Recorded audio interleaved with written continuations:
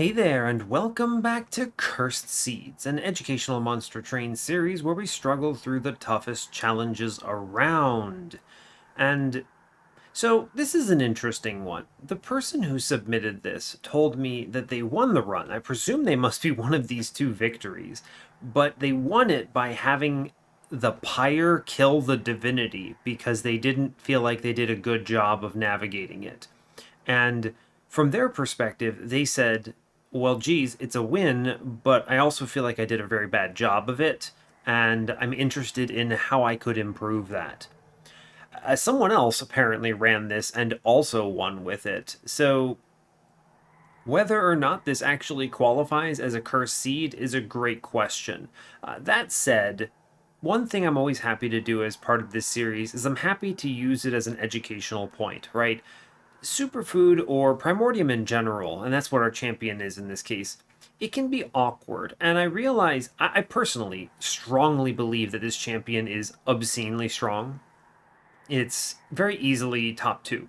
I say it is the second strongest champion, right? And that's kind of how I word that. But anyway, suffice it to say, I think that you can find a line that wins with this champion. But it does have some questions you need to answer, right? This could be, I need to play top floor so that my carry actually eats Primordium. And in that case, you need to find a way of making sure Primordium does not die to the Divinity. So this could be Daze or Sap or insert whatever here, maybe Damage Shield. You have a lot of options, right? You could also just give Primordium a ton of HP. You have solutions to this. But if Primordium dies, you're going to struggle, of course. Assuming that's not intended, right? There may be cases where you want Primordium to die. The other consideration is how to properly navigate a superfood line if that's something you're working with, because unless you have Perils of Production with Holdover in your repertoire, you're very likely to run into situations where, oh no, I'm passing on Ember Drain or something else awful. It can be tricky. And especially if you feel like you have a run where you can take Stalwart Snack, you want to make sure it can live for a lot longer, because it has to be eaten a lot more times. So it can be tricky. There are requirements to winning a run with Primordium, despite the fact that it is so strong and so straightforward. So, okay. Our secondary clan here is Exile Wurmkin. Not bad. It's not bad by any stretch of the imagination, but the thing is that it doesn't have a lot of buffs either, right? Your only thing that you're passing on is what? Shelter, I think, is actually it. And then, of course, you've got good stat cards, but they're all commons, right? Echo Infusion, Echo Transfer. If you miss all of those, then really you don't have many options. Of course, if you hit those, you're probably set for life. So, fair enough. So I don't know. This run is probably going to be pretty straightforward. I decided I would run it regardless, and hopefully show a more convincing line than what the person who submitted it saw. Maybe explain some things along the way. In general, I don't think this is probably not something I would normally consider a cursed seed, in general. I mean, you walk in with 2 wins, no one's lost. Okay, it's not that bad, right? But still, we'll go ahead and run it. No reason to stick it out and avoid it, so fair enough.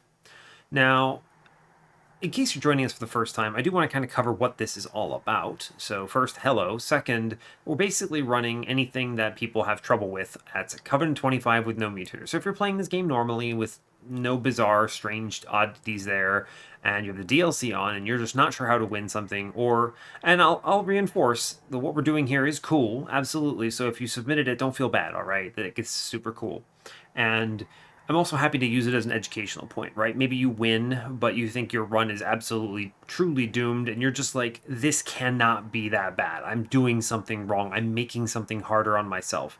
You can submit those too. And so basically what you do is you go to your run summary, you create a challenge seed from it, and you send those 3 words to me, and I will run it on the series. We've gotten a large number of submissions recently, so I have quite a backlog. It's pretty likely that when you submit a challenge, you probably won't see it on the channel for a few weeks. That's just basically the nature of it. I have enough submissions, and I can only record so fast, and they get uploaded in slots. It's basically a series, a full-fledged series at this point. I don't want to promise that it'll always have runs to run for you, but in this case, I've got quite a backlog, so I think we're going to be good for a while. So again, don't feel bad if maybe I don't run yours and turn it around immediately. It's going to be pretty hard for me to do for anyone. So we are currently on an 8-win streak with this. We had a 3 self-infused lodestone totems with volatile gauge and conduit tethys, and I was just carried to victory by an absolute dream. My relentless floor on the Divinity did something like 140 damage max, and I just had Thunderdomed the boss to death. A completely unupgraded Siren of the Sea, no infusion, no shop upgrades. Truly something remarkable that this thing won it all. But hey, we take these, so fair enough.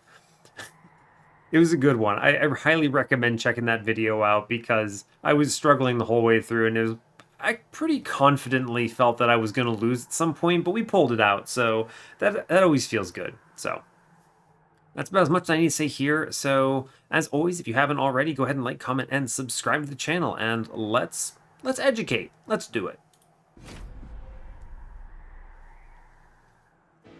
Alright, hope you're all doing well today. I don't have much to report myself, so I guess I'll just dig right in. Weekend is ending, sadly. It is what it is, though. Another week, another paycheck. Today, however, we are Exile Umbra with Exile Wurmkin. We're facing Rage Talos, Rage Fell, and Sap Seraph. We have Immortal Trade, Hosting Kin, and Gem Trove. It's a fine start. Gem Trove is one of the answers for keeping Primordium alive, by the way. You can just give the man damage shield. Works pretty well. It's expensive. Yeah, it's pretty pricey. This only really works if you do like the Value Stone holdover approach. There's not many other options. I have in one time in history done double Value Stone and then gotten X5 on a Gem Trove. The likelihood of that happening is virtually non-existent, but you know, it can happen. So, Hosting Kin is a good ping. We have Echo Breaks and Plinks, so I feel perfectly fine into early game stuff. And Immortal Trade is a surprisingly effective way of keeping basically anything alive. So I can probably take this Horde, is what I'm thinking. Let's not jump ahead. Let's see what I see. Decayed Decoy, Forever Flame. If I had Fractures, I would snap pick the Decoy here, but without them, I'm not so concerned about it. Forever Flame means I can play basically anything in Wurmkin or Umbra, no problem, so I will click that. Forever Flame is also excellent because it makes Train Stewards real easy to play early. They're a much easier removal. Okay, so Stalwart Snack, Aggressive Edible. There's nothing in my start that would lean me towards Stalwart Snacks. We just take Big Attack, no problem. I click this Horde, of course I do. Split Anvil. That's an interesting one with a Gem Trove in my lineup. I could reasonably hold over Gem Trove and play entire hands for free. A -1 holdover on that is pretty good. Trader's Quill is surprisingly decent. I can blow things up pretty hardcore with Hosting Kin. And Tempered Talisman is actually really good here as well, thanks to the Plinks and the Echo Breaks. You have a lot of options here. I'm thinking briefly. I'm basically imagining the world where I take Split Anvil here, and there are a few. I do have Gem Trove, but otherwise it doesn't add a lot of value immediately. And I'm always looking for immediate value out of this Divine Horde. Tempered Talisman super cleans up my run. The Plinks are really strong for quite a while. The Echo Breaks are really good. It benefits the Hosting Kins. Crossing over the 15 damage threshold is really important. Trader's Quill is fine. I will inevitably be taking more consume spells. This is a pretty strong pickup. It's not Diligent, or else I might consider Trader's Quill a little stronger. I'm just going to take Tempered Talisman, actually. I think this is really good here. A lot of bonus damage across my deck right now. So, we should easily clean up whatever comes here. Yeah, I have no problems with Armor Trial. Even with a 9-2, I can deal with it. And we're not going to get any morsels, so it's just going to have to be fine. But that's... it is what it is. Sure, dude. Take that ping there, probably not seeing anything better. No Train Stewards out the gate is pretty doomed, I think. I do need to work on this Foot Soldier, huh? I mean, when Primordium is killing an enemy, that's pretty tough, right? Huh. Yeah, I'll play the Rubble Morsel here. If I have to let the Rubble Morsel tank here because I don't have a Train Steward. Okay, I do see a Train Steward, thank goodness. Okay, I need to kill... Ah, great. Hosting Kin is excellent here. It just answers the foot soldier. Cool. Now, I could tank this hit here. It's pretty okay. I could do this, and then we do 15. I could kill it with the Hosting Kin, which is an option. So let's first evaluate by plinking middle. Okay. With that plink, I can actually answer the foot soldier. It's a good hit. And in that case, I don't take this hit up top. Sure. Okay, we're a little slow. It is fine, however. I need to answer, man, a lot of stuff. We're not feeling good with the way this looked. Very bad draw order overall. Very low HP overall. If I can draw into a couple immortal trades, I should be fine. I can easily kill this thing in the back here. I'm just debating how important it is to sink damage into this Apprentice of Light. Right. Essentially, 2 Echo Breaks kills this back line. I could reasonably Echo Break and then Plink. That's worth it. Yes, that is very worth it. It's an extra HP up here, which is good news. Yeah, I like that. Cool. I will play this Train Steward out. Really, bottom decking all 4 Train Stewards is pretty tough. I will play one middle. It's not a problem. And unfortunately, with the way this lined up, I'm always taking... He's at 21 HP after I do this, so I always take 2 hits here, no matter what. So we just pump this into the boss then. It's like the 9. It's cool. It is what it is. Take the 6. I'm not upset about it. Ooh, Gem Trove. Good. Yeah, we're fine now. With the Gem Trove hit with 4 Ember. Very strong. Let's see, 16 life. He's doing 6. Extra damage shields are valuable here. Right, because I am going to dump this immortal trade here. We're fine. Yeah, 4 rounds, we easily clobber here. 5 rounds if I do this. Yeah, I could do Lifesteal Morsel for an extra 3, and then I can do Entumbra Morsel in front, which he cleaves out, but it gives me another couple rounds. Cool, we're fine. Alright, no problem. Only taking 6 looks scarier than it is. Fine. Cool. A lot of lifesteal. Thank you, Immortal Trade, for existing. Alright, cool. Immortal Trade again, this time with Infusion. Packed Morsels. I didn't briefly look ahead like I normally do. We do see Umbra Banner, Wurmkin Banner, Umbra Banner. This could just become a morsel line. True, it could just become morsel line. I like Space Prism a lot. I also like Packed Morsels. Packed Morsels is an excellent card if I feel like I have to go morsels. Space Prism is good if I want to play, you know, anything else. So it's really all about where I'm going on this shop coming up. Am I going to the Merchant of Magic or am I going to the Merchant of Steel? It's a good question. I do see back-to-back Merchants of Magic, which is interesting. It means I see the Ring 4 Merchant of Steel. It's not lined up very well, though. Fair. If I skip this Merchant of Steel, it's pretty likely I don't see one until Ring 5, unless I really have nothing to dupe or remove, which is pretty unlikely. Space Prism is probably the right take here, honestly. This is one of those things where this unit draft could be what? Crucible Warden, Crucible Collector, Alloyed Construct. And if I have that, I click Alloyed Construct, but without Packed Morsels, we're very weak, right? Now, fortunately, even with an Armor Trial, I could get some morsel value thanks to the upgraded damage on those plinks. I think I'm going to snap Space Prism here, because there are enough things I could hit that are fine otherwise. And yeah, Infused Proclamation, that's a good card. I will click that card, 100%. We see a lot of options, actually. We're totally fine now. It's just Morsel Maker, right? It's infused, which is fun. It's free, which is nice, and it guarantees I don't lose through Talos. This is an excellent unit to just throw in morsels at. Like, Primordium feeding this thing basically becomes a Demon Fiend, and Demon Fiend beats Talos. So, I'm cool with this. It's also excellent to put in an Egg later, or something. So, I'm fine. It's a very good unit to just snag there. And I will go to the right here, now. See what we get in this banner. Really good hits, honestly. Keeper of Echoes is very nice here. I will take a Keeper of Echoes when shown, pretty much. Yeah, that's solid, right? Shardsoul Carver is also good. I think both of these are winning cards. But with the Forever Flame, I'm a little more inclined to take the 0-cost Keeper here. Because Keeper is really good, and it buffs Primordium. I do love me some Primordium buff. I could do a Keeper line here, no problem.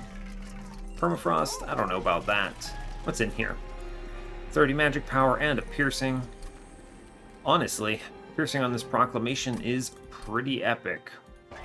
Sadly, no money. I can't reroll. Will, of course, make Gem Trove playable. 3 Ember, very important. 10 magic power, I don't think so. 10 in piercing is hard to skip. I'm potentially seeing another magic shop here. This is a money trial if I get the collector. The only concern is this invites Sweeper. Ooh, this is also really good because it has the +3 magic power from our friend Tempered Talisman. I think I am going to take this. This is one of those ridiculously good cards. Piercing is excellent when you can cross 100 damage. That's honestly the threshold where I think Piercing is probably better than the alternative, because this just kills Steel Wings, and that's exceptional. You could dunk a +30 on this, and it is fine. Like, this thing slaps. 215 damage? Ooh, buddy. But 200 damage, there's not a lot in that threshold range. It's basically upgraded clipped Guardians, the 180s, in rings 4 and 5 and 6. And this already chunks them out enough, I think. Sure. I'll go to 25 here on that. Infuse. Going 50 here is a bit too much, and I don't really know if this is my line yet. I could see another unit draft. Morsel Maker Infusion is fine, but I don't actually think it's that good right now. Mark of Invasion. There are so many hits that save me. I have 10 starter cards, 2 hosting kins, even Gem Trove is a playable answer. I can take this money, it's fine. It should actually be positive for me thanks to the morsels popping out. Yeah, we're super chilling. I'm just feeding to this thing here, huh? Sure. So in that case, we plink first. Pop, pop. This is going to be Robo Morsel Master for sure. And now I will play Primordium here. Play another Ember Morsel, and then I will plink middle. It's my next turn of some concern. Just send this thing, really. It doesn't matter. Sure. Cool. This is fine, I think. Yeah, with a Keeper, we don't have the space for him. It's okay. He can live on mill, actually. And then, I don't know, kill some things and eat the extra morsels and stuff, and it's okay. Kind of an interesting set of upgrades. We only saw the upgraded Priest here. Very odd. Normally you should absolutely see an upgraded Forge Disciple, but I suppose not. Sure, okay, fine. Ping, ping, ping. Good, we get the money. Clearing that, I will Proclamation and blast that thing. Seems pretty decent. If I do a single ping here, we kill it. Put the Train Steward here, no problem. Yeah, no problem. We clear everything. Trial and all. Clear out spikes. Can just play... Yeah, it doesn't work because he attacks in armor, which is mildly funny, but it's fine. I'm gonna kill the Train Steward, actually. Cool. We easily win on top floor. Yeah, he attacks into armor, which means he doesn't actually get lifesteal benefit, which is kind of hilarious, but...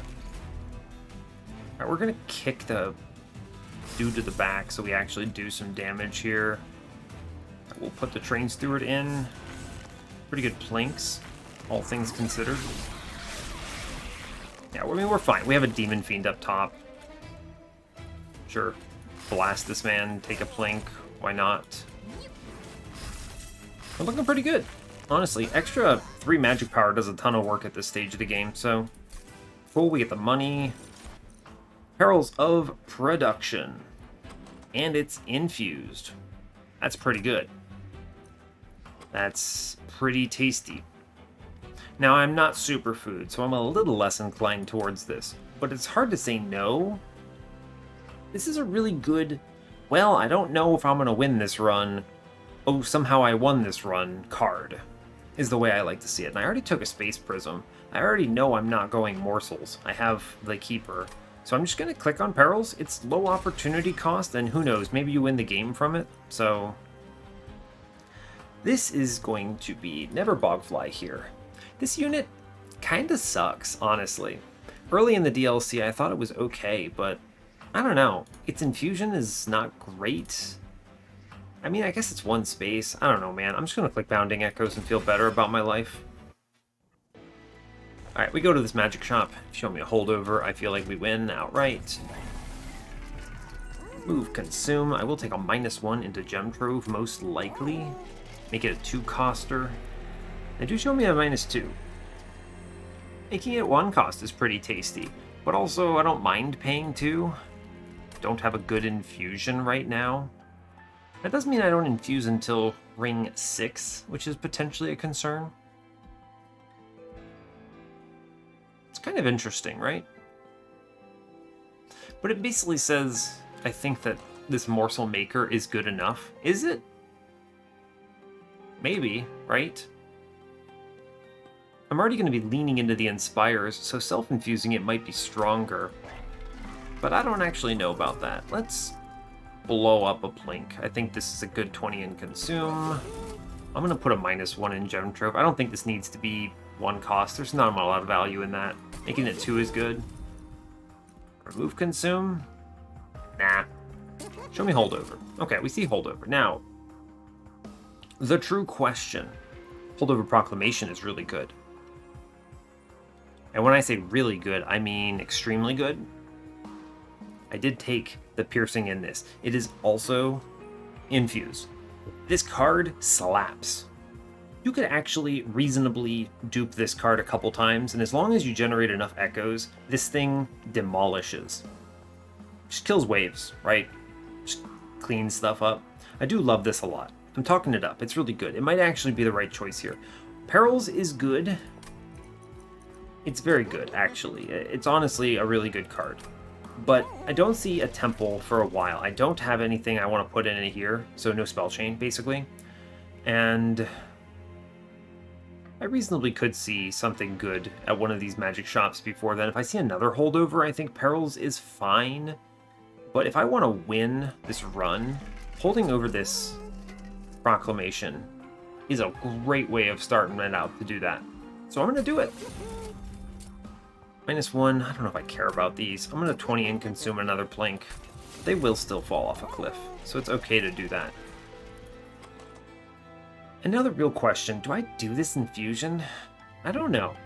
It's tough because what else could I get is really the question. What could they show me that I would love to see here? Another Keeper is fine. I don't want anything that increases space because this unit desperately wants to have multiples played on a floor.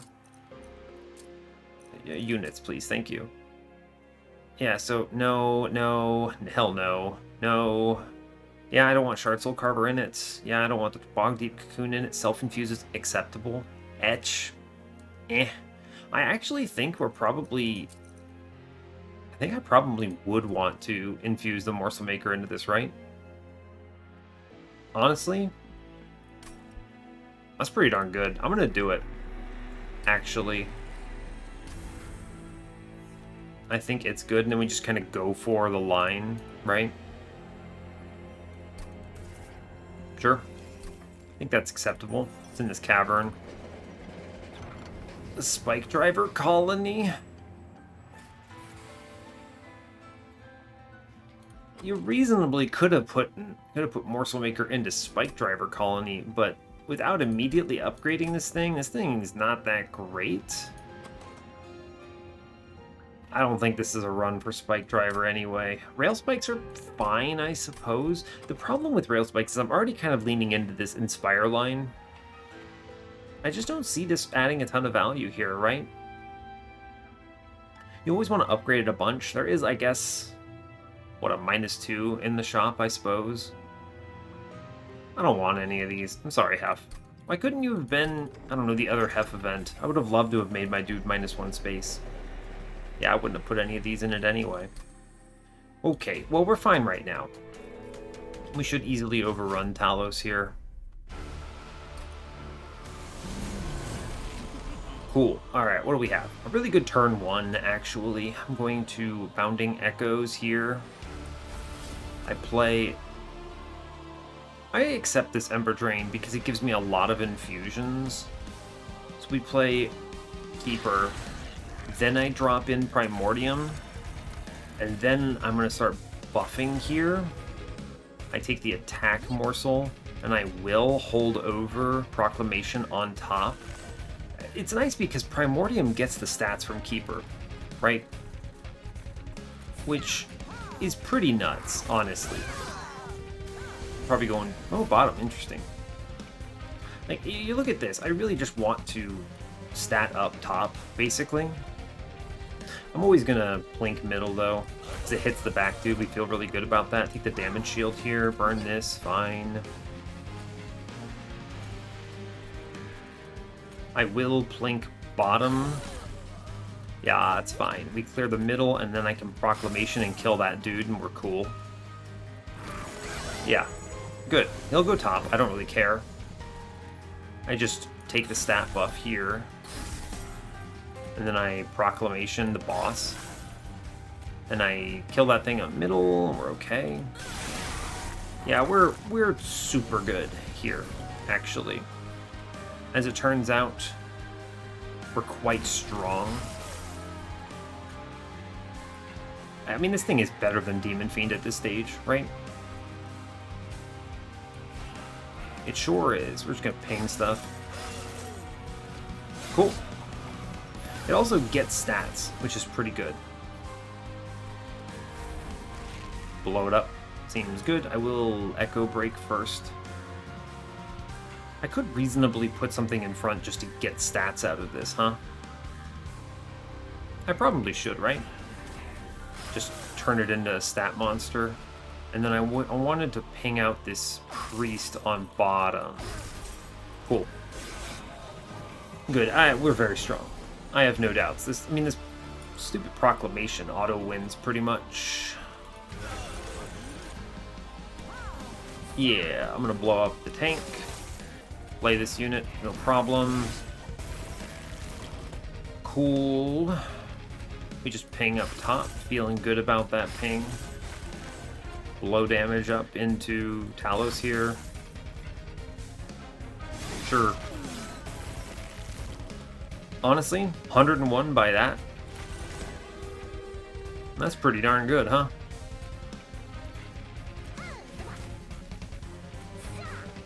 Man, we even keep this dude alive. That's pretty good. Dang, yeah, we demolish here. 105, 101. That is good stats. And this is a case where if I have multiple of those, I win. A Wretch is really strong. Umbra Stone is good. It's infused as well. It's nice. Also, Echoes the Past is here. Ooh, man, these are good. These are very powerful. I think I'm going to click Wretch, because truly bringing Primordium back is pretty dumb, I think. And I'm also scaling Primordium. That's pretty good. This run could have gone eggs. It still could go eggs. It still could go egg. You could pivot here, I think. It's a pretty comfortable pivot. You see an Endless, you're happy with it. You see a Multi-Strike, you're happy with it. You could use the Keeper to tank for the egg. It's actually pretty decent to just snag this here. The Bog Chrysalis, specifically. Shadow Eater's also here. I don't think there's anything fun I can do with him on this run, and I'm okay with that. So, it's never Kinhost Vessel in this position, simply because of the infusion. Kinhost Vessel's a good unit. I don't want it to sound like he's bad, but he comes with built-in multi-strike, but so does Bog Chrysalis, kinda. I'm going to click Bog Chrysalis. I think this is acceptable, and I'm definitely taking space at some point in this run. The question is just when. I do have a Space Prism. They could show me an intrinsic for it, which is fun. I probably want space beyond that. Just think about it. Primordium plus 2 Keepers is 6. And then I play the egg in there, and it's what? Space Prism for 7? I need space, basically. It's going to be the most important part of this run, so I will do that. And I don't think it's time for a dupe. I would like to upgrade my man before I slam 15 shards on him. So we'll go left. Check out this shop. We do have a lot of money we have access to. Large Stone is the worst one, the absolute worst. What we have? Stalwart Snack. You could make Stalwart Snack work, right? Yeah, you could make Stalwart Snack work pretty well. Sure could. The nice thing about Stalwart Snack is that Primordium gets eaten longer. The problem is, I don't actually think it's good. I'm gonna go Aggressive Edible. If I have enough draw power and Retch, Aggressive Edible is just better because I just bring him back and he gives more stats. So, fair enough. Sure. I would have taken Superfood there, I think, for what it's worth. Battlestone, Large Stone, nah. Quick, also pretty bad, all things considered. I'm probably going to do a plus 25 and multi-strike on this buddy. I'm going to hard push for that. Yeah, I think that's going to be good. Shame about the stats here, but it's okay. I don't really care that much. I should probably take this money. Yeah. Basically, think of this as, what if there's no... What is it? Money trial in Ring 4? I can't afford to do much at this shop. I'd like to be able to. So, fair enough. Cool. Yeah, that's a 60 shard Pyrelite Master. Can I take Armor Emblem? Answer... probably. It's all that holdover proclamation doing work. We just set up top floor and we blast with it and it's okay.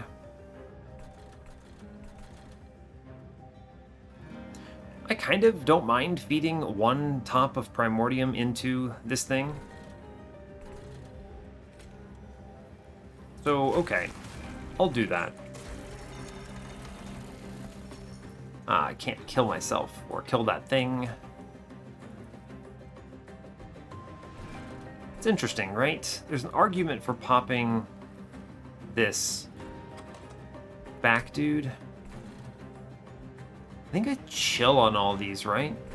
Yeah, fair enough. Not a good turn one. Don't like to see it. I will play the lad. He pops in. I will Gem Trove here. Play the miner for sure and send these two dudes. Really rough set of upgrades. I would have preferred the other fellows, but...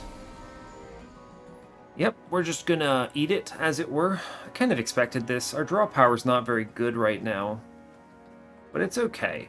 I mean, this again probably wouldn't have changed much if I hadn't taken the trial. So if I play any cards up top, I actually just eat it. He's hit me 3 times right now. Play a Train Steward, hope for the best. I need to hit some of my good stuff, honestly. Here, I can do a Retch and just drop in this miner again, though, at least, which is something. And I'll burn the Space Prism, I think. No, I'll chill off on it, I think. It sucks. It's a lot of damage. I'll accept it, though. It's fine. Big chunk. Okay, we have seen something solid here, so we're okay. Thank you, friend. Cool, I will blast with Proclamation, which makes this look a lot better.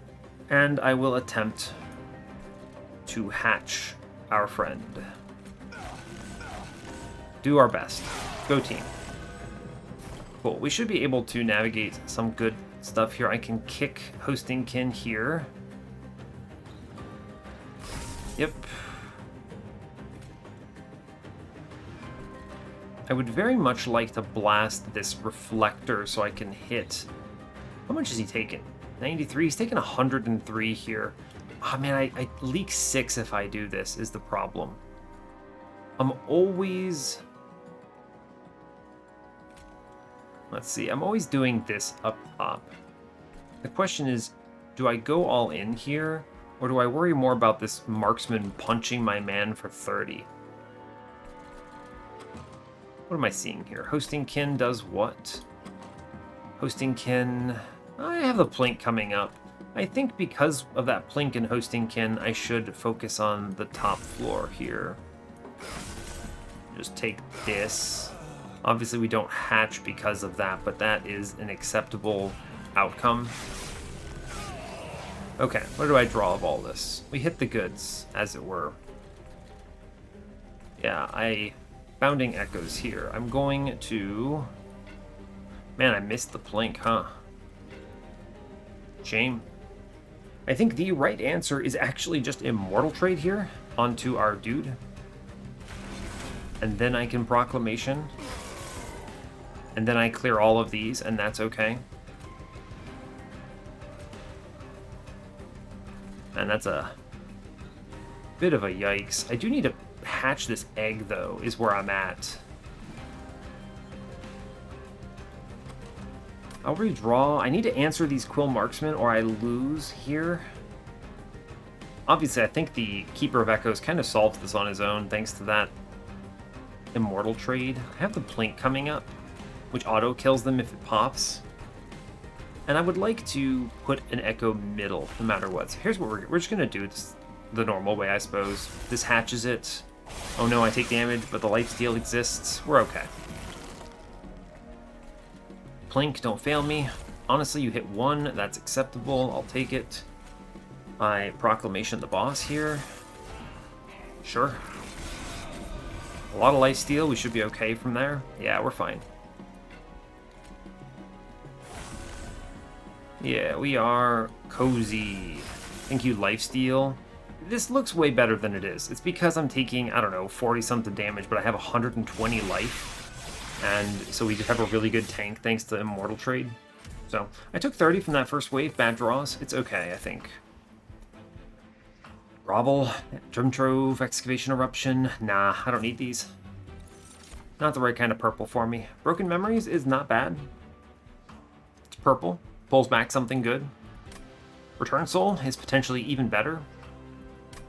It is just additional purple. Soul Siphon is fun if I see the perils of production. I think it's just what? I think it's just Return Soul. This card's excellent. It clears out cards. It's fun. A Divine Artifact. Honestly, I will take this because it means if I miss horribly on this Merchant of Steel, I still do fine. And the answer is just Divine Worn Grindstone, I think. Plus 10 is pretty good here. It makes me really strong into the next combat. Morsels do damage. Yeah, Divine Notice Stone is also pretty powerful here. I have, what, 1, 2, 3, 4 consume spells, potentially more with Return Soul. That does mean that I could have a bunch of magic power. I'm just going to take the Grindstone, though. This is a fine 25 gold give up for me. Makes me real powerful. I'm going to go left as before. I need a hard look for some upgrades to my line. Also, I don't mind life. Endless Egg is offered. It's tough. Endless Egg is offered. Am I clicking this horde? Probably. Maybe. Do I pivot? Are we pivoting to Endless Egg? It has no infusion. There's nothing I would want to infuse it with. I guess I could give it a Train Steward if I really wanted to. Self-infuse is bad, and I can't use this Keeper of Echoes at all. It's only good if I see... Man, you could have gone this line, right? There's an Endless here, and then... Yeah, you could have done this. I'm just thinking, how much space to replay this guy? It's pretty strong still. The main problem here is I need to give it HP Or else it dies because I don't have Hardened Hull. And I would need to feed Primordium to it, which is fine. But if I hit Hardened Hull, this is nuts. You'd still want to see a multi-strike for this. I think this is actually not that good. I'm using this just to kind of get through the mid-game. Plus 25 is pretty decent, and it addresses the sweep. If I'm just playing this for the mid-game, then actually just throwing a plus 25 at this is fine, I think. Yeah, I will do that, actually. Alright, let's move on. What do we have? A quick. Alright, so is this run also just completely terrible from a shot perspective? This is one of those things. I feel like I get these submissions a lot. They're not that fun. Right? I think I can win this. But I don't like it. What's in the caverns? What do you have? Ah, yes. Another extremely useless event. Rare Stygian, Rare Melting, Rare Awoken. None of these are particularly good. Rare Awoken has some fun things, like Cycle of Life, I suppose. Rare Melting does absolutely nothing. Stygian, I guess there is Siren Song in that pack, which is fine. It's a good way of keeping him alive, I suppose. It's not the best, but it's fine. What else is in here? Ice Empire, maybe? Shame there's no Umbra. I might have clicked on that for a Furnace tap. One of these will get infused because it's a draft, so I could see a big full heal, I suppose. Man, this is unfortunate. 2 steel shops, no goods. It's a shame. I'm hard committing. I'm going to be going to the one on ring 6 because I want to have a fully upgraded keeper to dupe it on ring 8, right? Or ring 7, rather. I suppose I'll take the Stygian guard pick. See what I see. Deep Offering, Spike of the Stygian, Hoarfrost Effigy, Laughable. No, nothing good here. The Infused card is bad. I don't want the Spike. The Spike is kind of an answer to Divinity, but it wears off. If this were like 2x Sap, I would like this card a lot more. As it is, it's basically just, I don't know, Flash Freeze with extra steps, more or less. Yeah, it's a shame. Deep Offering's kind of trashy here too. It's okay, right? It's okay. I don't think so though. I'm gonna skip it. Take my 10 gold. Sure, fair enough. I don't feel good. Take this Horde. Volatile Gauge sounds awful, right? Sure does. Notice Stone, Infused Mallet. I mean, Notice Stone, more magic power, I guess. Yeah, fine. This run kind of sucks. We can't click this. This is Harvesters of Death. Respect. Just don't be doomed turn 1. It's pretty doomed. Interesting. I think I will ping one here, and then I have a pretty good chance of Plink clopping the other one. Good, okay. Alright. It's a good thing I took that Divine Horde, huh? Take this Infusion on with the Perils on the Morsel here. We do feed once into the egg, but that's okay. Well, that's a good draw, huh? Put the Morsel Maker Keeper friend down. Okay, I do have Echoes on some floor. That's probably pretty good. I'm going to take money. I realize that's maybe a bit greedy, but I think it's okay. I have the thing held over that I want. I should see some Echoes here. Yeah, I do. Okay. We are in an acceptable position. I can Immortal Trade here just to burn the Immortal Trade next. Sure can. Sure can. Yeah, so check it. I want an Immortal Trade here. It doesn't really matter. And then I return Soul. Honestly, the Immortal Trade is probably pretty decent, actually, so I will Perils of Production burn this. Which is good. It's a Notice Stone proc. It is a Keeper of Echoes hit. Man, all of these are just upgraded big mans. I can't. Oh my god. Don't play the Train Steward. Oh boy. thanks for this. Truly, the wonders that are Proclamation is pretty good, as it were. Is there another? There's another hosting kin in this deck. If I see it, it's great. If I don't, we're feeling bad. I'm gonna ping the 9 damage fellow here. I'm gonna also use that for Proclamation. Actually, we're fine up here, right? Play this middle. Ping the back dude. Proclamation here. We should be okay on this one. Yeah. I can play the Immortal trade. Well, I kick this back for sure. I now blink, Proclamation, and plink to hatch this damnable egg at long last. So we're actually super okay, apparently. We play Morsel and Primordium, which should clean up the whole dang floor. And we just inspire the hell out of everything.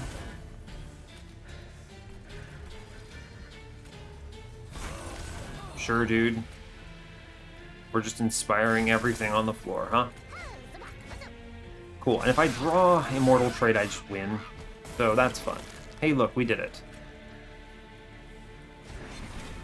We just ping, ping, Proclamation. We're fine. We win. Yeah. Neat. I return the Immortal Trade. We just keep playing the goods. We have a lot of stats. I mean, our run looks okay. The problem is more... I don't know. I'm not hitting the numbers with the hits that I need. Ember Cache is probably really good, actually. It is itself infused, which is nice. Feast is really good, actually. I think Feast is really what I should be clicking on here, actually. Eat Primordium faster. I believe so. Although, I mean, man, the 4 consume cards here really ratchets up with Notice Stone. Big value. I mean, our plinks are going to be actually respectable attacks at that point. But I think Feast has to be clicked. Faster I can eat Primordium, the better. Yeah, fair enough. Cool. And Broken Memories is probably the only thing I would consider here. But I don't think I will. We skip. Take 10 gold. It's fine. Alright, I need to hard commit. Because I want to dupe. And when I want to dupe, pay multi-strike. Okay, cool. So in this case, I actually feel really good now. Multi-strike. Wonderful. Cool. And I remove cards. We finally get rid of some train stewards that are awkward. I want to keep purple cards or things that are upgraded. I can keep that egg on this run. It is... You may ask, why did I have this egg? And the answer is really because it's a low-cost commitment, a low-commitment, low-cost solution to missing early-game multi-strike. I just throw this thing on the floor, feed it Primordium once, hatch it, chuck it some echoes, and eventually this thing just kind of kills. You saw how much... It actually saved us a ton of HP on Harvesters of Death there, right? Just a truckload. And you may not even notice how much value it provided, but the answer is a lot. Cool. Our run looks significantly better here. With that multi-strike hit, I will dupe on Ring 7 the Keeper. What was in here? Is that an intrinsic?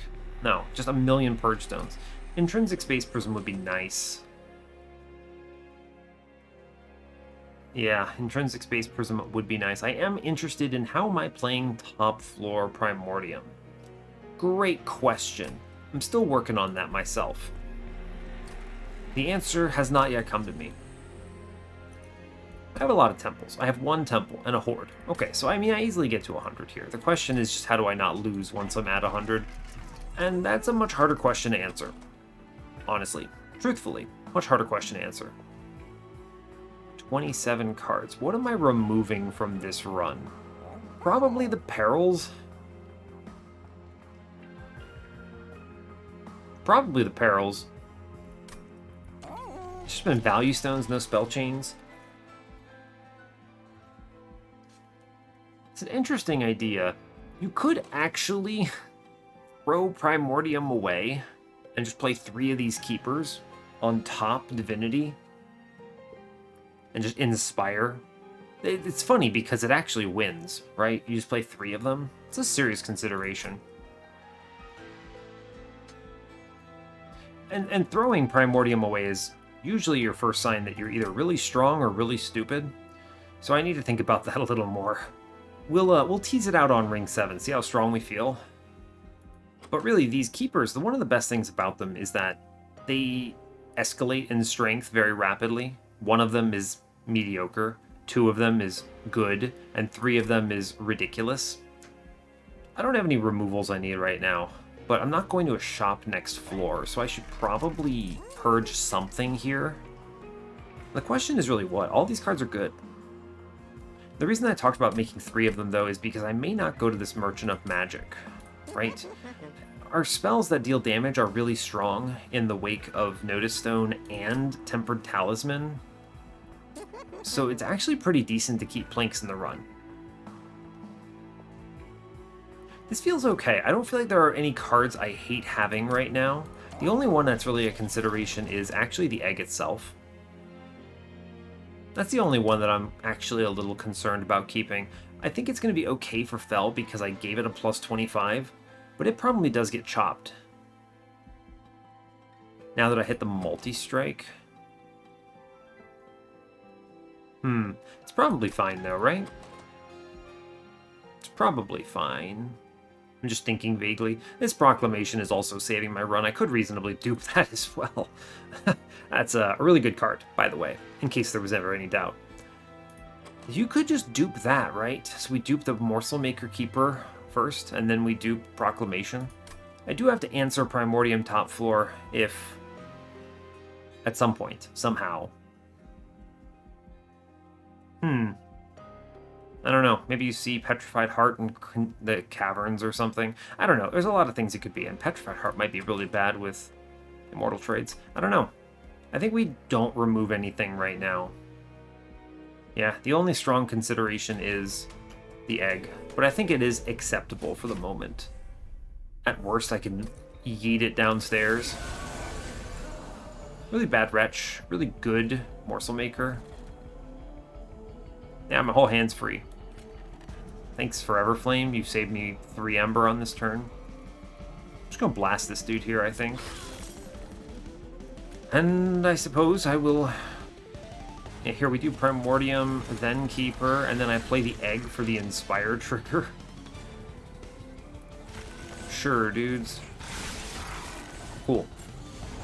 The Keeper's feeling pretty strong, though, here. I do love that. What did I cast there? Oh, I could burn Wretch, but I don't think I want to. We already kill this thing, so I'm just going to take the Inspire triggers. And then I'm going to Return Soul one of those Inspire triggers and just blast it for the Notice Stone value and the other value. Sure. We almost hatched our egg. Right, I wish to blink first, and then I will feast now. Yeah, sure. May as well. No reason not to, honestly. I'm gonna ping one of the 9/2s on middle. Yeah, sure. We're fine at this point. Our top floor will win. Thank you very much. Ping out this thing. I want to spend the echoes up top. There's value in that, so I'm going to ping it with the Hosting Kin here. It's a pretty good floor, honestly. Taking only the 4 here. Cool. These are the dudes that you're mildly concerned about when you have these eggs. I mean, the eggs aren't representing a lot, but they're almost like half a Demon Fiend, which is pretty cool.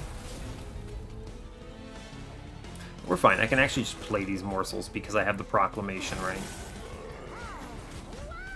Run is very easy. We plink up top, sure.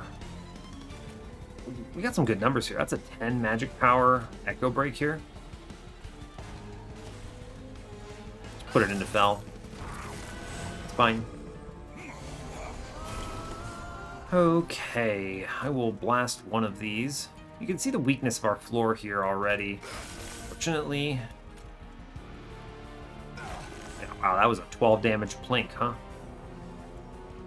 Let's see, not close enough that I'm going to consider this a mortal trade here. I don't think. We're okay. Chomp chomp. Fun. Alright, we retch first. Cool. It's a lot of dudes. Now, the only thing that's really good, though, is that I can take the damage shield here. I know it looks like it's going to be bad, but I now will plink. I now will proclamation to protect those dudes. I now will feast, which lets me bring in another morsel, and I can just use it to chump here. Very cool. And I will send these other dudes on middle. Don't need them for anything. Not time for immortal trades yet. Cool. Multiple Primordium chomps here. Very strong. This floor is going to be really, really good. This Primordium, by the way, is pretty out of control right now. Our dude is really strong. I will return soul. Where is it? Retch. I will retch. We will do the same thing we did before. We'll ping. Take the damage shield here. And then proclamation. Technically, this combat is coming to an end soon, but I'm pretty sure our 278 by 2 is good enough to win this run. Yeah, I have reasonable confidence in what's about to happen. Cool. Okay, so that looks good. Now, this looks even better. Ooh, I got interrupted there. This looks even better with 2 keepers, is what I was about to say. But they showed me Furnace Tap. So, this is fun, because suddenly finding another holdover is very attractive to me. I don't think I need to, though, is the thing. We're at this point where I hit the multi-strike. I can dupe this thing, put 2 on the floor, and then later on dupe the... what is it? The Moment of Truth, Proclamation, and we're good. Blazing Bolts. This card, man...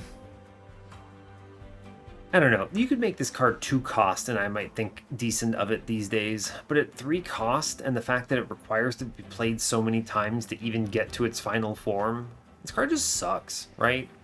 Like, I would rather take Excavation Eruption in most runs. I'm going to skip Furnace Tap here.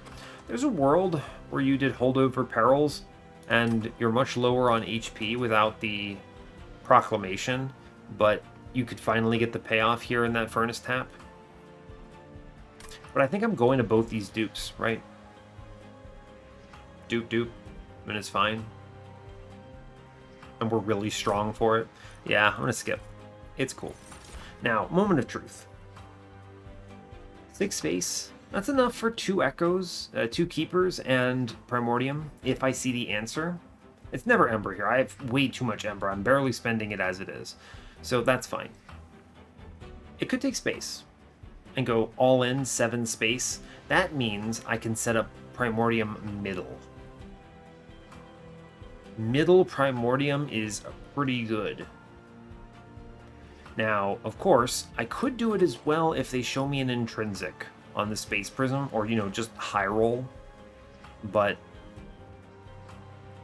I don't know, man, that's tough.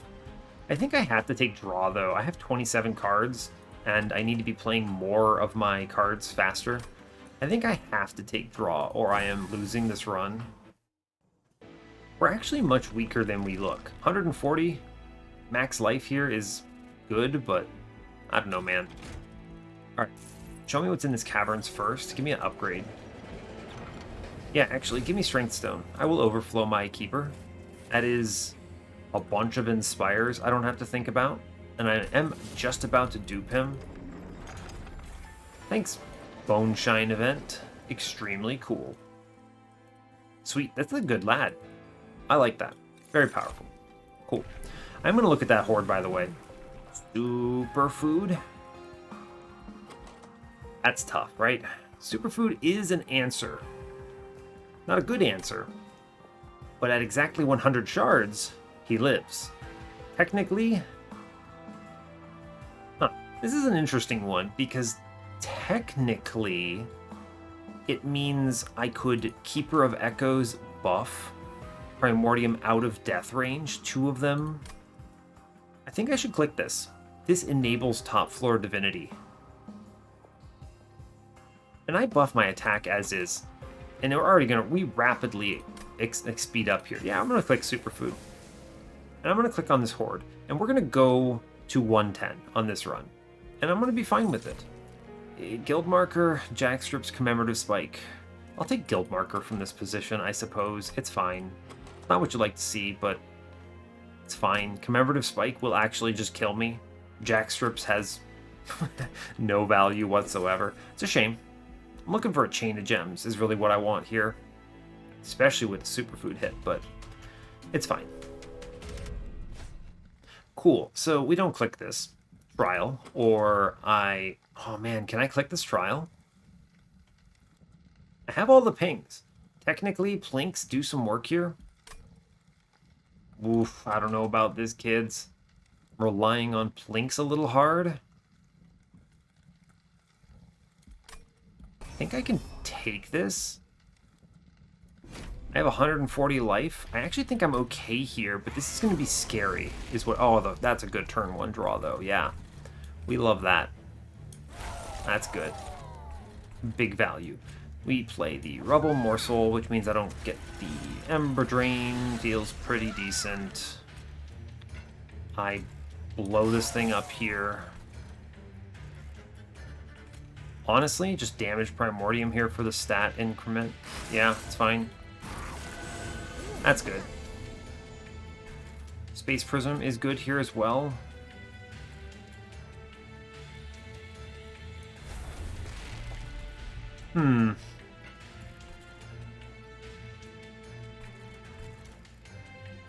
Let's see, I play the Keeper. You may wonder what I'm planning on doing. I'm actually going to flip this Keeper in front now. Yes. I'm going to now play the Egg. I should see... What's the worst draw? The worst draw is no Echoes next turn. So what? Feast, Gem Trove, double Hosting Kins, and Immortal Trades. It is possible. I'm always seeing at least Proclamation, though, which is pretty good. I basically need to make sure I can play Proclamation if I dump this Egg in the line, right? It's a really good Egg to play, though. And I will hold over Proclamation here. And we give up on the money, sadly. Okay. Just show me anything that's purple. That's honestly pretty close to the worst draws here, actually. Hosting Kin, we kill the big lad here. Good. I can play... Oof. So here's the deal. I'm actually ridiculously strong here, right? Like, you don't even understand. I feast here. I play Wretch. I'm really powerful, actually. So here's the thought process I'm having. I can play a Morsel, kill the Morsel, and then play Primordium. I lose out on the Gem Trove, but the thing is that I don't want to be passing on the Ember Drain from Primordium. I think that's actually more important. So here's the deal. I send this Morsel to the Oblivion. I kill the Morsel immediately. I play Primordium. Now we get even more power here. I send this Morsel downstairs, and I hold over Proclamation. Cool. That was almost the worst possible draw. And now we have a ridiculously good draw. Yeah, we're fine now. Cool. Now I'm really good. I'm going to play Big Plink middle. Really good hit. Really good hit. I need to hatch this egg, if at all humanly possible. I'm really strong, by the way. Yeah. I need to work on these chump blockers, is my main concern. We're easily going to clobber this Darkwings. No concern about that.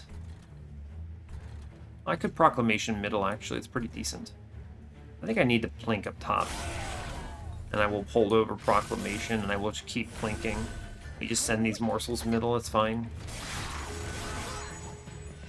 We should be able to get through this, I think. That's a pretty good Bounding Echoes.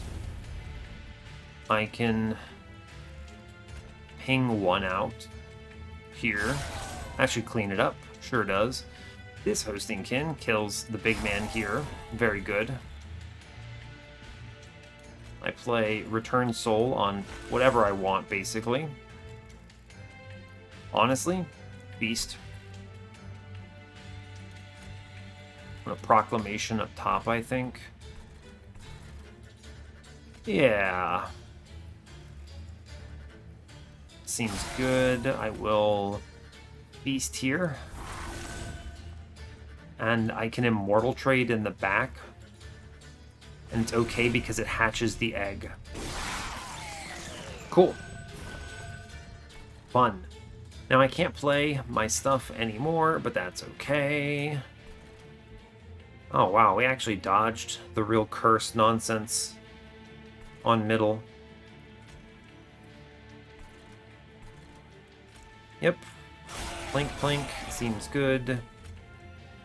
Take the HP. It's actually better to put it in front. Fun, fun. I don't need Primordium anymore. Oh yeah, we have enough damage that our Proclamations actually transcend 150 here, which is pretty excellent. In that case... Ooh, this is tough, right? I think I plink middle. That's actually pretty good, right? I'll play this up top because it kills a dude. I get the food, and then I can plink the big man here. Yeah, that's fine. Cool. We have a lot of stats, by the way. I think we're okay. Yeah, we navigate this. For sure. I can stop some of the incoming damage, actually, which is pretty good. Yeah. Then I take the Proclamation here, which is pretty solid. Yeah, we're okay. I took the Winged Horde with this, and this being the trial, and we're doing just fine, I think. I'm at a point where I have so much HP on the floor that...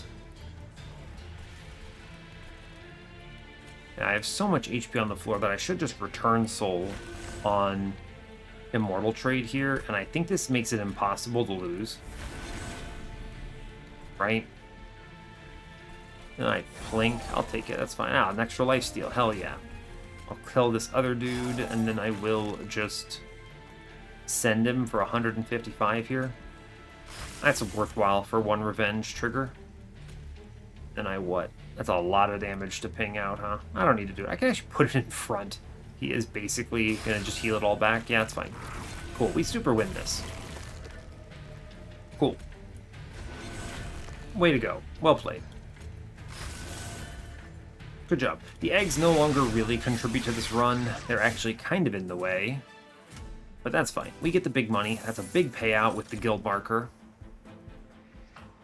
Engine upgrade. Is that good? Maybe. I actually think it's now time for this Ember Cache. This is a really good infuse card and consumes. Great. Soul Crushing Guilt is an answer. Gonna click it. Sure am.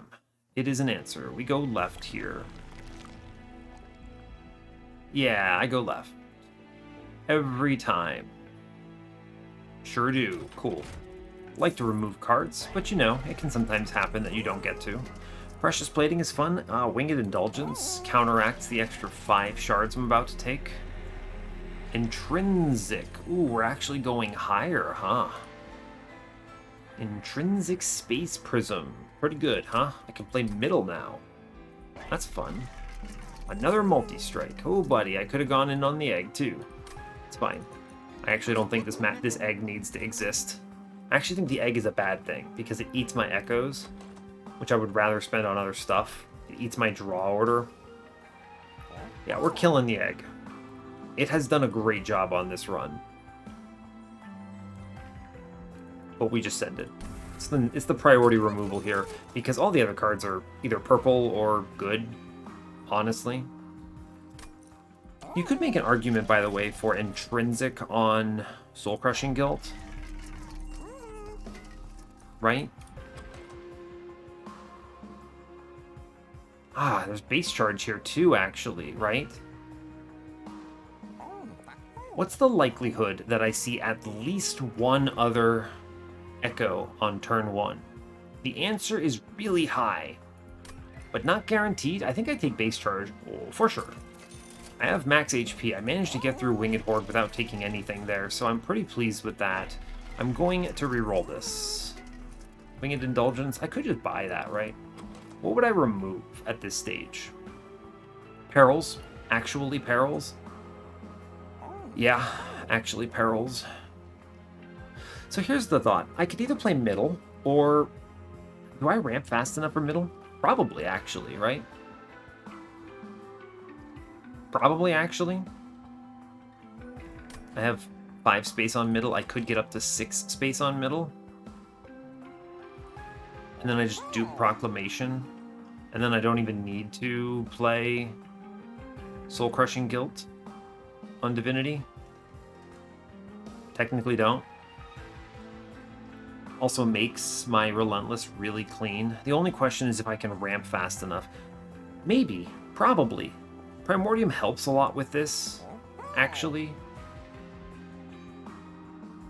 You have 2 lines here I need to decide on, is really the big challenge.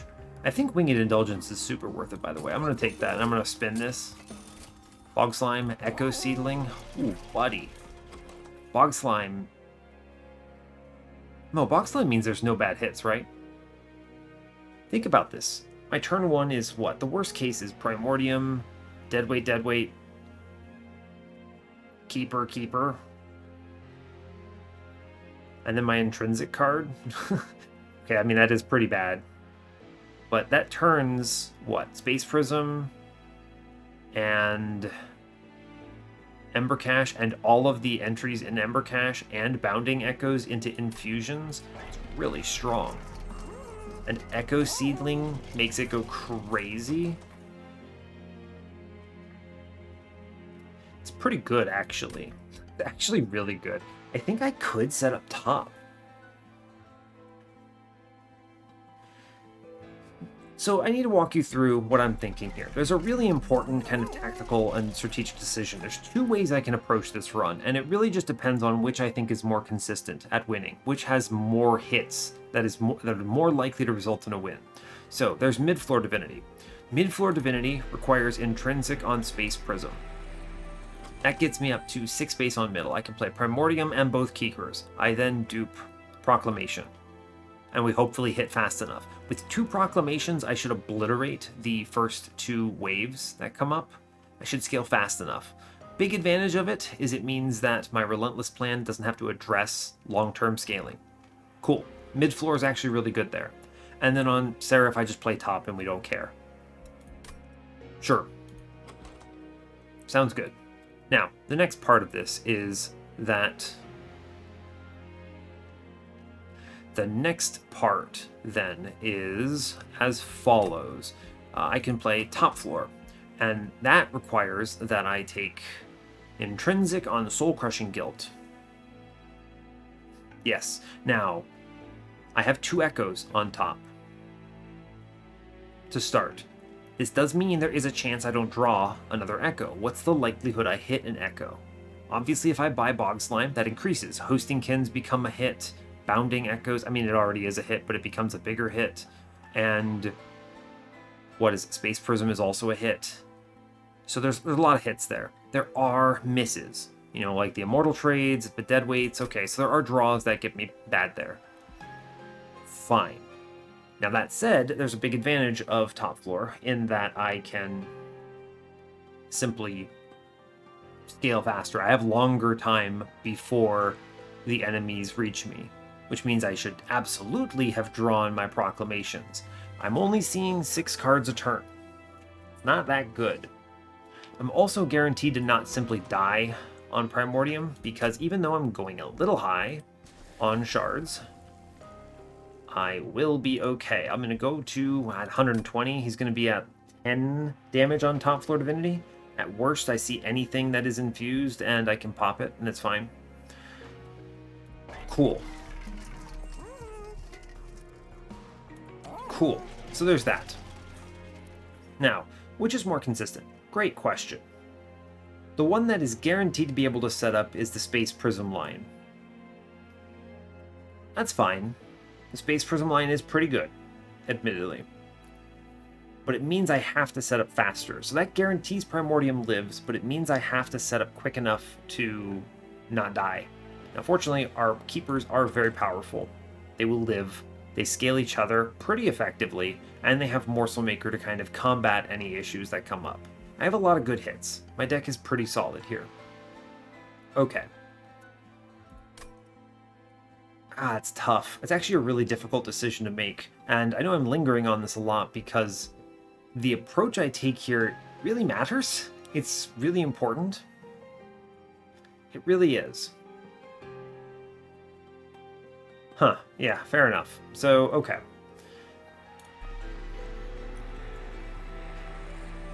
It's tough. So what am I thinking then? What am I thinking then of these two? Always taking this intrinsic on something. It's just a matter of what. I think Space Prism is probably good enough. I think I will scale fast enough here to not die on Divinity. I think I will be powerful enough. All my cards are pretty good, all things considered, with the extra magic power and the Notice Stone that will be helping out. Sure, I think Space Prism's probably sufficient. I think Bog Slime and Echo Seedling are must purchases. This is $385. It does mean I only have 90 gold. I cannot buy a removal if I do that, but I was kind of thinking a little bit, and I don't know if there's any great removal. The only one I really don't want to use is Perils of Production here. I would just remove that card. Fine. So there's that.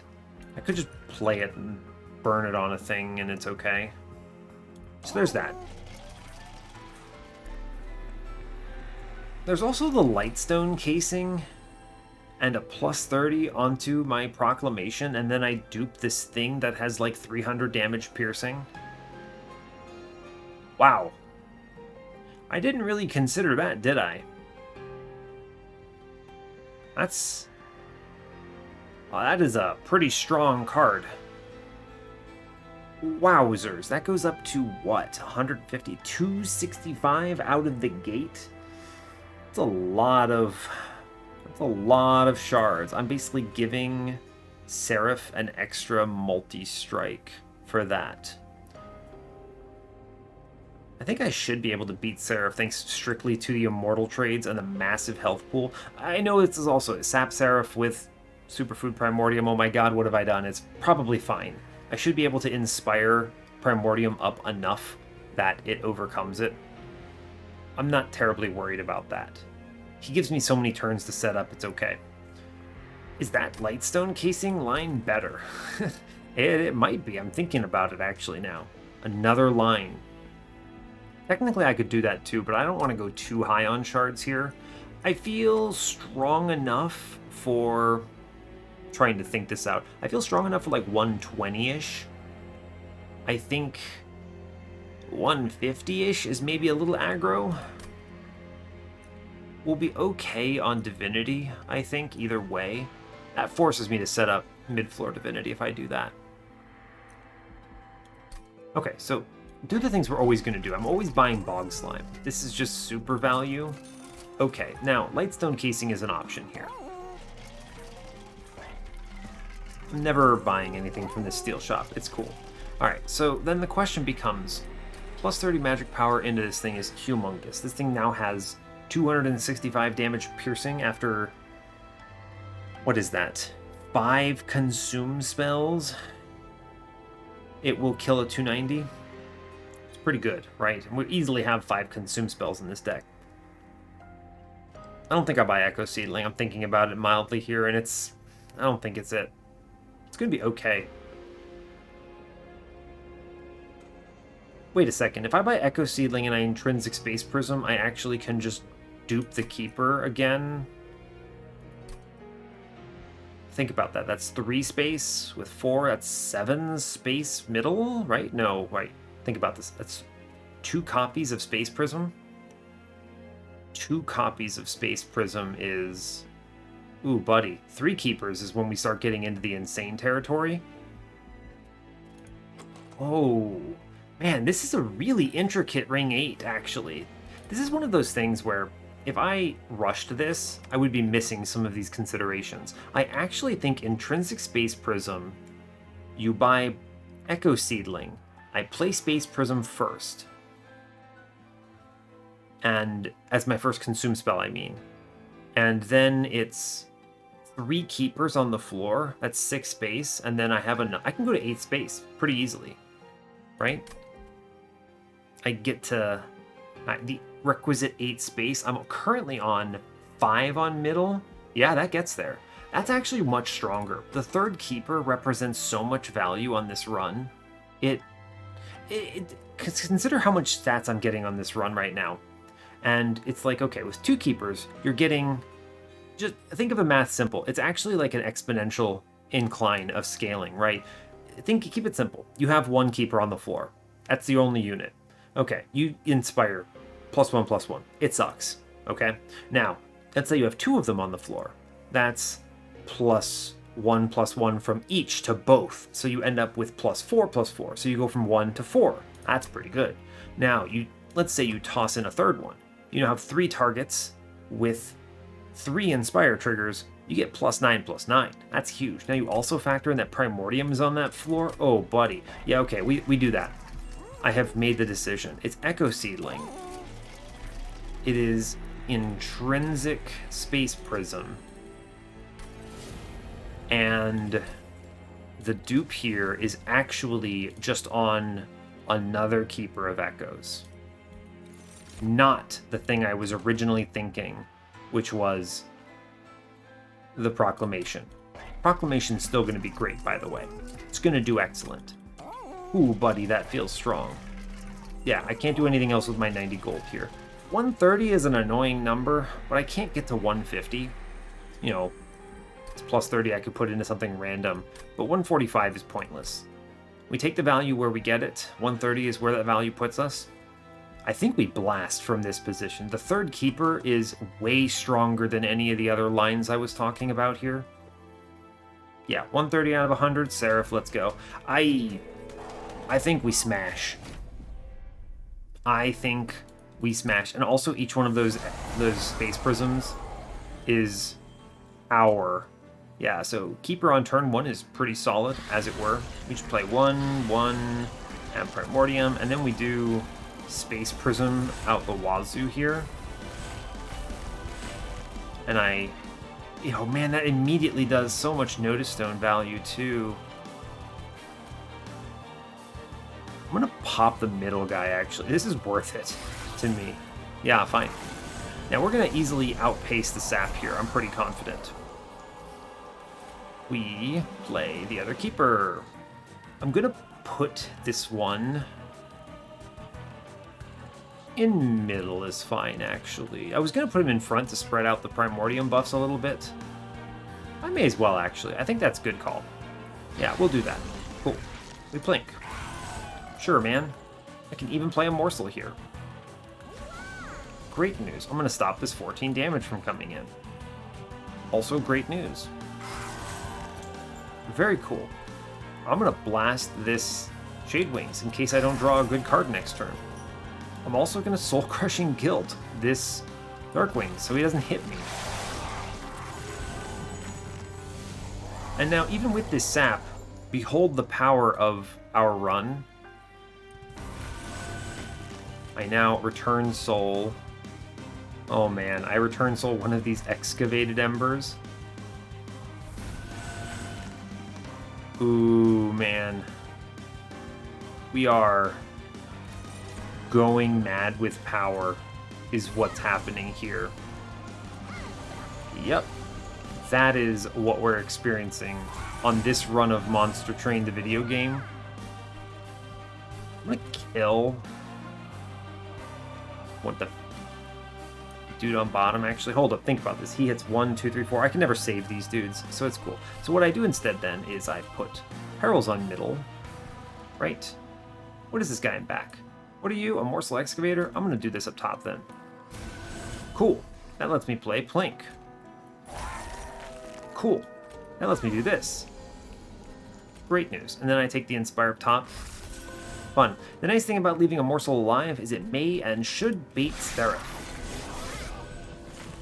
A single baiting of Seraph is really valuable here for a lot of reasons. Cool, we hit Bounding Echoes.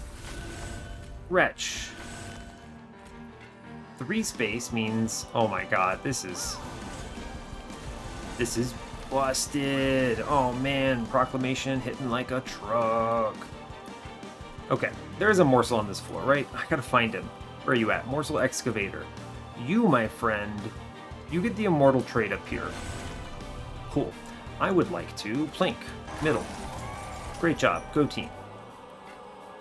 Send these morsels on the bottom floor. Congratulations. I will now... I have lifesteal. I don't really care about this incoming damage that much. I can't do anything on mid-floor anyway. I'm gonna kill this thing then. It's fine. Take the Inspire where I can get it. And then instantly kill this unit and save that damage shield. Yeah, our Primordium's up at 63, 57. We're gonna win this run, is my official opinion. Look how much armor I've given on this floor, and I just don't care. That's fun. Take the Proclamation here because I should, and then I take the Feast because that gets him down, and maybe I redraw Wretch here. Cool. We have enough hits on the floor. Now we easily demolish this. The Morsel Maker is also helping. Yeah, fun. I'll stop these hits from coming in, which is pretty good. I will play Proclamation middle, actually, because it just outright kills a dude. It's pretty good. And I'm going to play the Immortal Trade on the back dude. I'm not ready yet to burn all of my Ember. And he has 400 health. I think he's okay. I think we've done it. Let's see. Draw me Wretch. Yo. Ask and you shall receive, my dudes. We play Lifesteal Morsel. We play Primordium. We play Gem Trove because I love gems. I send these things middle, doesn't matter. Send them middle, doesn't matter, they all die, it's fine. Excavated Ember, neat. Okay, what am I doing? Ah, man, I could, if I can kill this back dude, I mean, it doesn't matter, actually. Right? It does not matter. Yeah, alright, we just plank up top then. Cool. We just stop damage coming in at this point. There's no reason to do anything else. We just want to inspire. Fun. Cool. It's actually really good that the whole floor gets clobbered here. That Shade Wings is probably doing a lot of damage, actually. Oh, buddy, he is.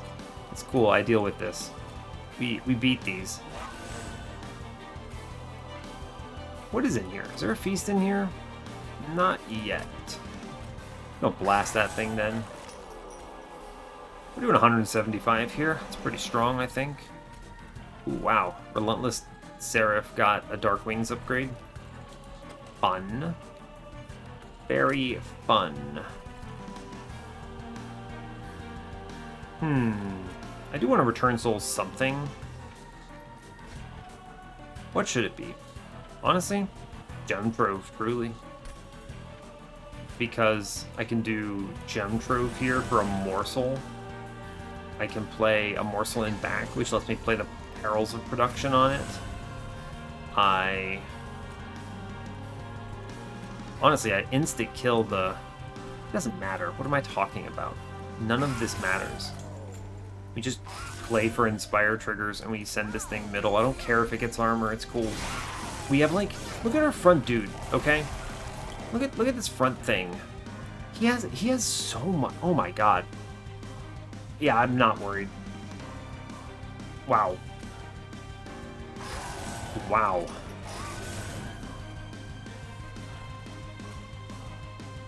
Wow, that's ridiculous. Cool. I mean, we've won. What am I doing? Why do I care so much? I just want to see big number at this point. Look at this, man. They do 77 damage and then just get absolutely bodied. I'm gonna return soul something here. Makes me feel good about my life. We'll return soul immortal trade. I want to see a 0 here. Yeah, fun. We just blast this thing. That's fun. I then proclamation for good measure, and then I extract here, and yeah, the enemy doesn't break my damage shield anymore.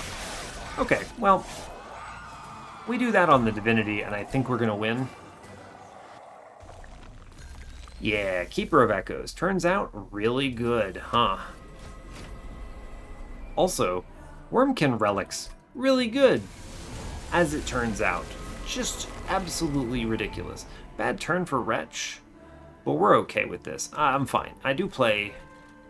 It's only 11 on top. It's only 11 on top, actually.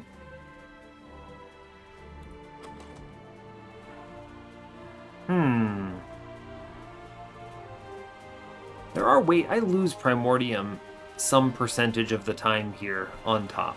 I did this specifically so I could set up middle. Don't bait yourself here. This turn 1 is not good. All I get is the Space Prism value into Primordium. He basically dies next turn, so we're going to do this like normal people. Yeah, we're going to do this like normal people. Fine. Okay, good turn. Good turn is good. Play the Keeper, friends. I am going to put a different one in front, though. Spread this around. What is the return soul value on? Perils of Production? It's kind of a bad one to throw out at this point. I don't get to play morsels at this stage, which is a bit sad. I return soul off floor for that Echo Breakback, I'm pretty confident.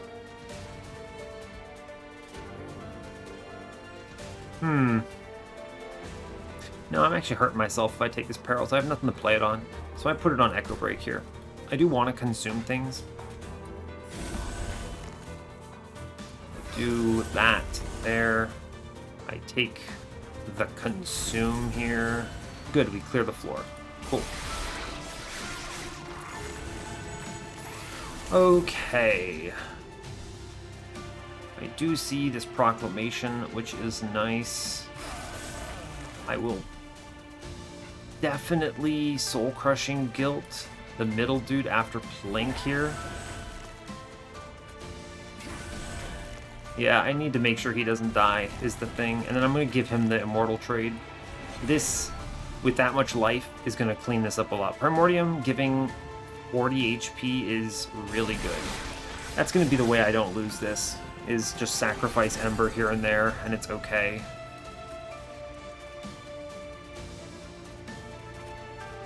Let's see, what am I doing here? Big Plink value. Ah, really good hit. I can take the Magma Morsel. I should not. I can, actually, because of Feast. Proclamation. I clear everything except for the Conduit. Honestly, really good. Really good turn. A lot of damage I'm doing. I'll accept that Conduit going through. Bounding Echoes is great here. Really good hits. I can get more Immortal trade value. We always Proclamate here. We just do. It lets me put all the damage there. That's good. I let this Conduit go through. It's fine. This is a very low impact thing. Is it always a Mortal trade? He has 175 HP. I'm not really worried about him dying at this point. I think I'm gonna Gem Trove. Do I take this Curse? I don't want to redraw this. I don't actually care about the damage. I'm more worried about whether or not I redraw it. I'm gonna do this. Burn that. I can't kill this guy, right? Yeah, I just take the value there. The Immortal Trade is really powerful, but I would like to play all these cards, so I'm not gonna do it. We're gonna sit on it. I could take 25 here. I'm cool with it. Fun. Oh no, my perfect score. I'll take 7. Alright, we're good. Okay, Ember Cache, very strong. We click it. Hosting Kin. Order matters a little. I actually will bounce this Vengeful Shard, by the way. I just want the Inspires here.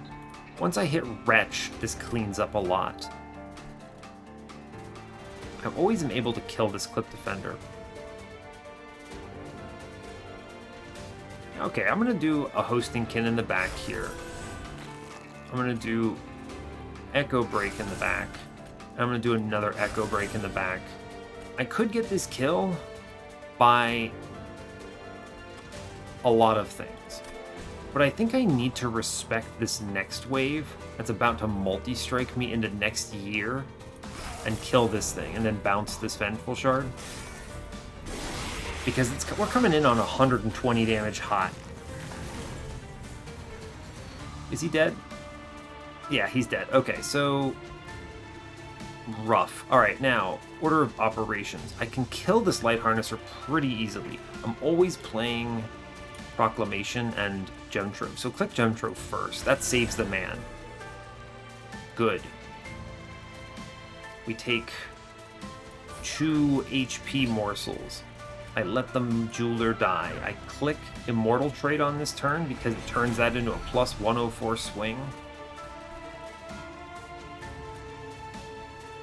Let's see. What is this? He's doing 205, 205, 143, 143. If I Proclamation middle, we do a little bit more. I mean, the thing is this Conduit's going by and I don't kind of care. We should Echo Break up top, actually. It's just the guaranteed way. There's no 50-50s with Plink. I don't need the Morsel. Yeah, that's worth it. That's a lot of damage coming in I don't need to take.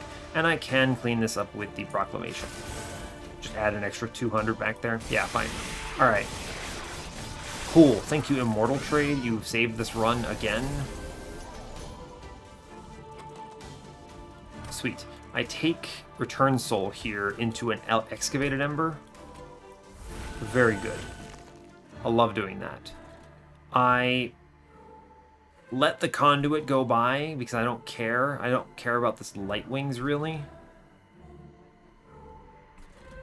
I probably should just Soul Crushing Guilt the boss here. Take these 3 free turns. Does it matter? Not really. I'm gonna Plink. Yeah, why not? That's good because it puts an extra big chunk into the boss. I could kill this thing. I don't think I care though, right? Like, oh, what I should do is I should kill the Steel Wings here. Yeah, that's really worth it. You let that dude run. I'm gonna Perils in the back here. Very nice use. I get a free Soul Crushing Guild. There's no reason not to do this. It is actually free. And then, I don't know, do some damage here. Cool. Thank you, Immortal Trade. I take 8 damage. I don't care. Great. Wretch. We like Wretch. Because it lets me do Primordium stupidity. I Proclamation, which is now up to 170. Kill this dude. That's cool. Don't I just auto-win this if I put Immortal Trade into Primordium? I technically lose more score. I win this anyway. Look how big this man is. I don't need to do anything stupid. Yeah, okay, so here's the deal. We Proclamation. Okay, I click Feast. I click Return Soul. I click Feast. I burn Feast now. I send all these morsels to their death on some other floor. Look how many stats they have collected from Keepers. I don't even bother with Immortal Trade. We win. Yeah, we win. It's fine. Cool. We have done it. Friends. Great job. Behold my strength. I get a free Soul Crushing Guild here for funsies.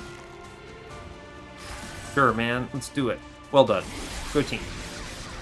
So, whatever I did was a lot more convincing than whatever the other people did.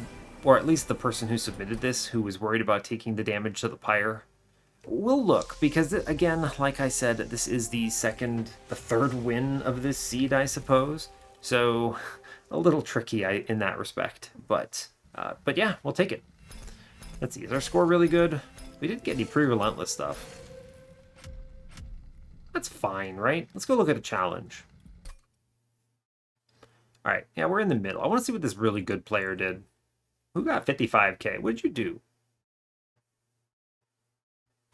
Oh, you were an alloyed construct. Wait, what? You're the person who submitted this, right? Yeah. So the person who submitted this had a better score than me, which is kind of funny. Did you pre-relentless something? That's crazy. Huh. I don't actually know why your score is so good. 55k. This is okay. Well, I'll talk about this. I don't really know what's happening with the score here. I mean, I had more shards. Maybe I sacked more damage on the pyre. Yeah, I guess I took 14 on the divinity. All right, whatever. It's like 1,000 damage or something. Okay. Let's see. All-in aggressive edible alloyed construct self-infused. That's fine. Morsel maker probably should have removed this. Oh my god, you took ambient charge. That's ambitious, I think. You didn't even hit the notice stone. Ambient charge is tough. Yeah, you take the trample stone with alloyed construct. I think in this particular case, you probably... I can see how this might struggle, right? The divinity... How did the divinity hit your pyre for only 4? What were you? I don't know. You know, it doesn't have to make sense. We'll answer the questions anyway. I think this is a fine alloyed construct line. I think you should have removed Morsel Maker, Ambient Charge, cleaned up some of these a little bit. Your Morsel Generation is pretty tragic. You just have, what, Gem Trove, the Plinks, and... oh, what? Packed Morsels? Okay, so you're struggling a little bit with morsel generation. I don't know why you didn't take the grovel that you saw. You needed to see more morsel cards here, really. Primordium is fine for a little bit, but I could see this being a struggle with as much morsel generation as you did not have. But you saw all the things to make alloy construct strong. The answer is Primordium, the construct itself, quick. There was multi-strike in this run eventually, so you should have just put that in. I don't think you needed the large stone. It's fine if you needed it early, though. Who knows what your early game looked like. The trample stone is the answer. You started with gem trove. You picked up the packed morsels. Yeah. I mean, this wins, right? This is a fine line, but you see it again with my run here in that if we just go over to me. Let's see who this third person is, actually. Mr. Hobo Joe, our friend, was also victorious here using an alloyed construct line. Seems good. Seems good. Again, why is your score lower? I don't understand what what did the submitter do to win so hard? Take all the trials? I don't know, man. Oh, double stack gem trove. Hey, when you need to save Primordium, you save Primordium, right? Furnace tap, yo. Yeah, it's a good card to take. Yeah, see, the grovel is good. I don't know. All these runs look good. Oh my god, 46 damage taken. Ooh, buddy, that's tough. It's fine. It still wins, right? It just wins fine. Space Prism, yeah, you do the same thing I did. Yeah, cool. Then you look at my run, and I just did something different. I'm notorious for avoiding Umbra unless I have to go Umbra. This run showed me a perfectly valid Wurmkin banner on Ring 2. I had a good card to upgrade, multiple good cards to upgrade. You know, the Gem Trove could take some -1s at that stage. And I think they had shown me the proclamation at that point. Yeah, they had, because that's when I put in the +10 in piercing. And the truth is, this run was commanding victory. Oh, wow, you really do lose a lot of score from taking even a little bit of damage here. Yeah, okay, so I lost 4,000 points just by letting those random dumb units path by me. That's kind of crazy when you think about it. it was super correct to let them leak and just focus on the main line. There's no reason you should be worrying about 16 damage when you have 140. Jeez, monster train scoring. Get out of here. I think the most interesting part of this run is actually if you skipped ahead to this part and you're interested in what is the coolest thing I did on this run, the answer is really all of the strategic planning I did on Ring 8.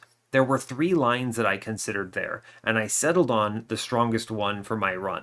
And that was because it impacted whether I duped one thing or the other or what I was doing, and I opted for the strongest one. I finally found it after much consideration, which was Space Prism Intrinsic with the Echo Seedling, so I have enough space to play 3 Keepers of Echoes with Primordium on the same floor on middle. And I was convinced it scaled enough, and as you saw in the Divinity, it absolutely did. We scaled plenty fast, which is extremely good. Keeper of Echoes is a really good unit, but the problem with this card in general, it's not even a problem, it's just kind of the nuance of this card. One of these dudes is really bad. Many of these dudes is really, really good.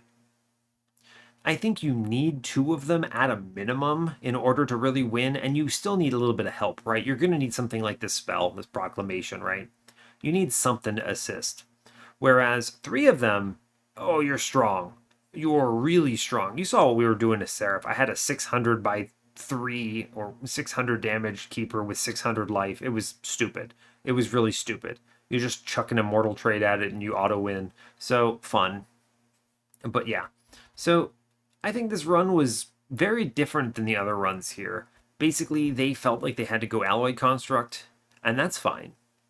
I didn't even see the Alloy Construct. I assume that must have been on Ring 2 here. I did not see it. So my run looked very different. I had an egg for half the run. He's not in this end here because he got removed, but that egg performed. That egg is why I could take no damage on Harvesters of Death. That egg was why I didn't outright die on some of these earlier combats. And the egg actually mattered before I had the 3rd keeper. I only removed him on, what was it, ring... What ring was that I killed him on? I think it was ring 7. Or actually, no, it was ring 8, right? Yeah, he was chilling on my floor all the way through the end, up to Seraph. So, well done, egg. Just random egg help. The rest of this was kind of just answering questions, right? Making sure I have enough purple in my deck. The Bog Slime made my cards ridiculously good at inspiring. And yeah, it turns out Wurmkin relics are really strong, by the way. Base Charge, Bog Slime, Echo Seedling. Pretty ridiculous. So, yeah, what a good run. Honestly, I had no doubts that I won after my decisions on Ring 8. I was very confident. So, usually if you can get 3 keepers on the same floor, you smash. Especially when they have multi-strike, right? That's just really good. These guys slap. They hit hard. And, I'll take the bonus Strength Stone. Thanks, Strength Stone. Words are hard. It's a tongue twister, geez. Anyway, that's enough, I think, about this one. That brings us up to a 9-win streak on the series. Very exciting. And yeah, so hey, thanks a lot for watching this. I really appreciate your time. As always, you can give the video a like or a dislike if you want. You can subscribe to the channel if you want to see more. And stay tuned for what's next. Take care, folks.